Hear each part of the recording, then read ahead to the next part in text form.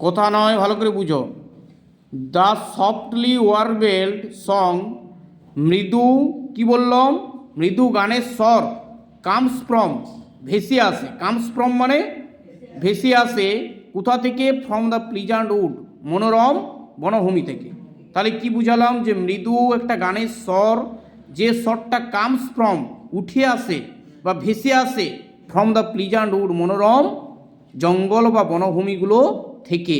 And coloured wings, coloured wings মানে ওই জঙ্গলে বিভিন্ন পাখির রং বেরঙিন ডানা রয়েছে। ভালো করে বুঝে, একটা জঙ্গলে বহু পাখি থাকে, সেই পাখিদের কালার্ড উইংস মানে রং বেরঙিন ডানা থাকে। যদি ধরো বিভিন্ন ধরনের পাখি বনে তো থাকেই, তাহলে সেই পাখিদের ডানাগুলো বিভিন্ন রঙের হয়। কেন কালার্ড উইংস বলেছে? কারণ জঙ্গলে বিভিন্ন পাখি থাকে, সেই পাখিদের ডানাগুলোর কালার বিভিন্ন রকমের হয়।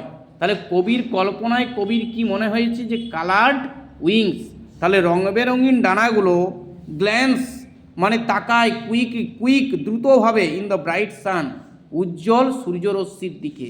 তাহলে উজ্জ্বল সূর্যরশ্মির দিকে কুইকলি কি করে না, রং বেরঙিন ডানাগুলো তাকায়, এরকমটা নয়। গ্ল্যান্স মানে রং বেরঙিন উজ্জ্বল ডানাগুলো কুইকলি উড়ে যায়। ভালো করে বুঝো, কুইকলি উড়ে যায় সূর্যরশ্মিতে, সূর্যালোকে, সূর্যালোকে রং বেরঙিন ডানাগুলো কুইকলি উড়ে যায়, খুব দ্রুতভাবে উড়ে যায়।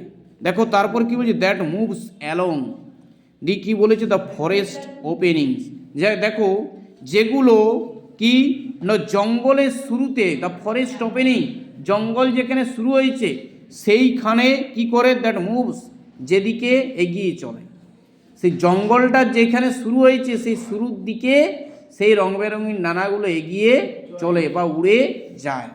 বুঝে গেল? বেশ, এতটাই রইল, এটা পড়া করিয়েছি।